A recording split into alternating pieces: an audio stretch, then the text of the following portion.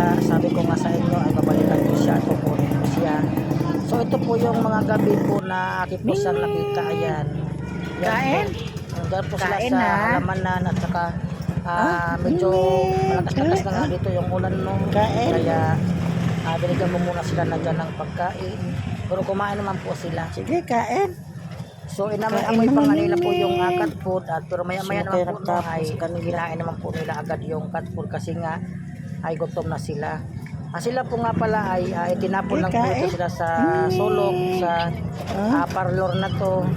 Kaya dinamihan ko na nga yung pagbigay po ng pagkain sa kanila.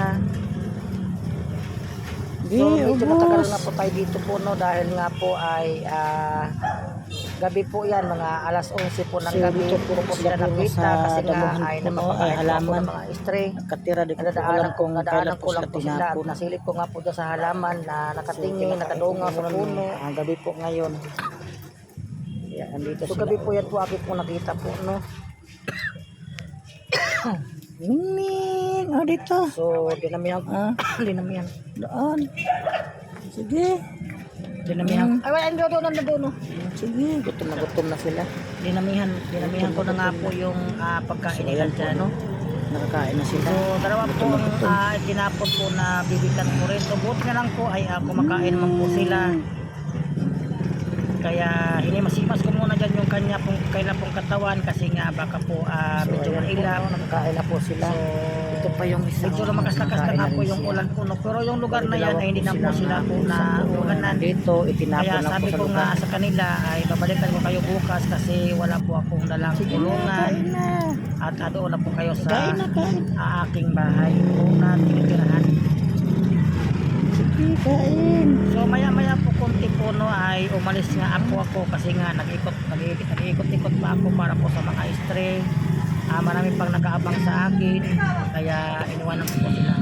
So ayan na po no, dinala ko na po sila, binuha ko na po sila kaya ng umaga. So bali dalawang pusa po sila na itinapon lang po o nililigaw. Kaya ayun. So ayun po yung lugar po no na kanilang pinagtapunan at yun nga po ay So ayan na po no yung pusa, nakuha na po natin. Binalikan ko nga siya. So marami Gabi po sila kayong nakita. kaibigan doon, marami So ayan na po no. Kinuha ko na po. katulad sa inyo na pinagpupod ko at saka ngayon ay malaki na sila kaya kayo yung pang last kong nakuha. So ayan nga po no, pinakain ko na sila dyan.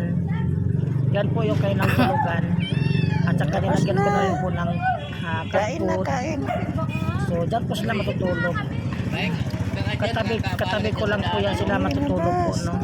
So yung gilid po niyan ay dyan po ako natutulog sa gilid. So dinamihan ko na po ang paglagay po ng tubig para po sila talaga ay busog na busog. So ginawa ko nga po rin po sila ng higaan dyan at saka sapin para po hindi po sila giginawin. Pero makulob naman po yung higaan ko po dito po no.